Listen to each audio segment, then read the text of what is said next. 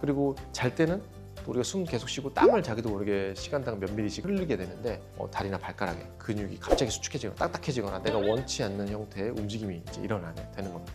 같은 자세로 오랫동안 계시면 더 안 움직이면서 혈액이 더 정체되면서 이 발이나 다리의 근육들이 본능적으로 이대로는 안 된다. 우리가 수축을 해서 혈액을 올려보내고 새로운 혈액을 순환시키자 해서 갑자기 발가락이 팍 꼬이거나 종아리가 딱딱해지는 등의 야간 경련이 굉장히 심하게 나게 되는 겁니다. 이런 말씀드린 세 가지 이유 외에도 다리에 쥐가 나는 또 중요한 이유가 있는데요.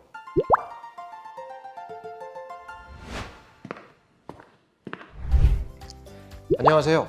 심장혈관 흉부외과 전문의 신트라지 의원 신경욱 원장입니다. 잠을 자다가 아니면 잠을 주무시려고 할 때 발이나 다리에 쥐가 나서 굉장히 힘드신 적이 있으세요? 이런 증상을 어려운 말로는 야간 다리 경련 이렇게 부르는데 이런 현상이 대체 왜 일어나는지 알고 계신가요? 오늘은 다리 경련, 다리 쥐남 이런 것들이 왜 일어나는지 어떻게 해결할 수 있는지 종합적으로 한번 살펴보도록 하겠습니다.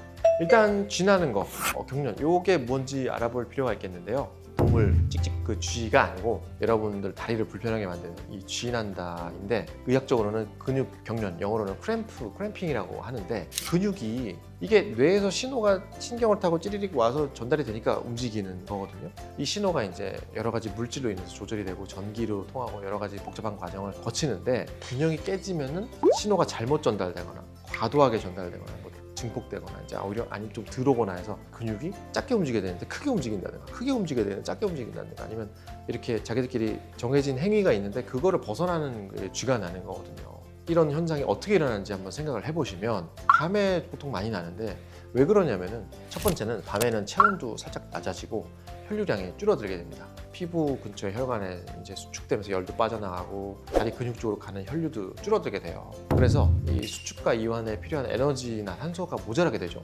그래가지고 경련이 나는 경우가 있고 두 번째로는 수분과 전해질의 균형이 무너져도 이런 일들이 생기게 됩니다. 낮 동안에 땀으로 호흡으로 수분을 잃어버리게 되고 커피도 드시고 술도 드시고 여러 가지 드시게 되는데 이때 몸에 여러 가지 이온과 전해질의 농도가 이제 바뀌게 되거든요. 그리고 잘 때는 우리가 숨 계속 쉬고 땀을 자기도 모르게 시간당 몇 미리씩 흘리게 되는데 신경 전달의 이상이나 근육이나 신경의 예민도가 바뀌기 때문에 다리나 발가락에 근육이 갑자기 수축해지거나 딱딱해지거나 내가 원치 않는 형태의 움직임이 이제 일어나게 되는 겁니다. 그리고 세 번째로는 우리 잘 때는 누워 계시니까 이제 중력도 안 받지만 이렇게 누워 있으면서 힘을 좀 덜 받잖아요. 그리고 잘 때는 좀 덜 움직이잖아요. 그때는 혈액이 굉장히 천천히 움직이게 됩니다.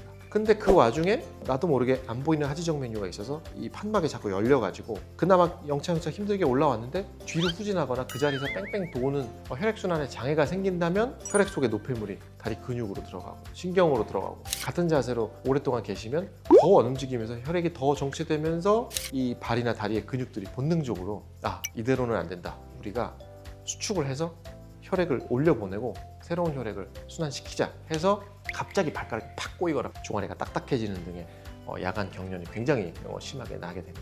이런 말씀드린 세 가지 이유 외에도 다리에 쥐가 나는 또 중요한 이유가 있는데요. 진짜 대표적인 원인은 하지정 메뉴입니다.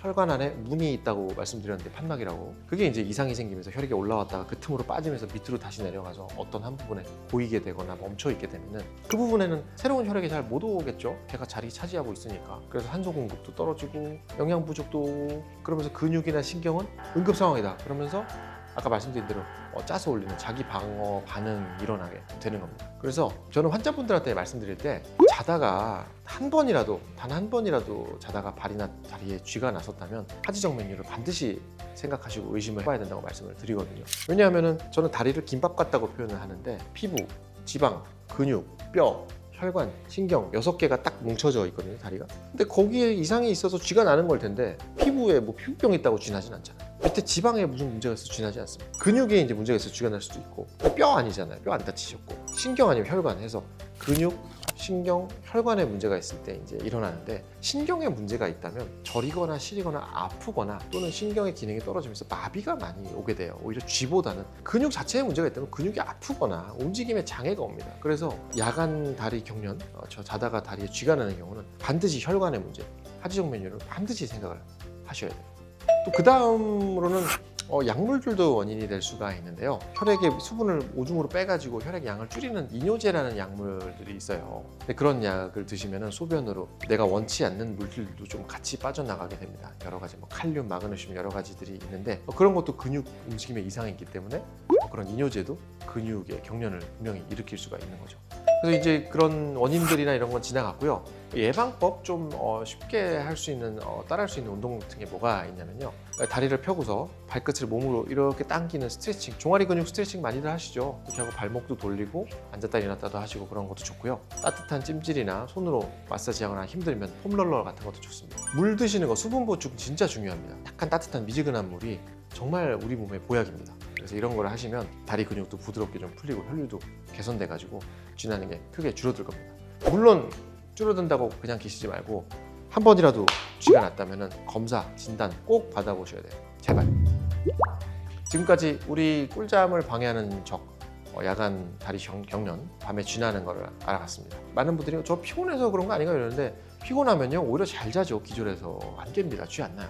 다리에 쥐가 나거나 붓거나 색이 좀 칙칙해지거나 혈관이 좀 파랗게 보이거나 울퉁불퉁하거나 또는 수족냉증, 손발이 차거나 뻣뻣하거나 저리거나 이런 일들이 있다면 하지정 메뉴, 제가 보는 정맥부전 이런 거에 가능성이 있으니까 꼭 진료를 받고 검사를 받고 나한테 맞는 치료를 받으셨으면 좋겠어요.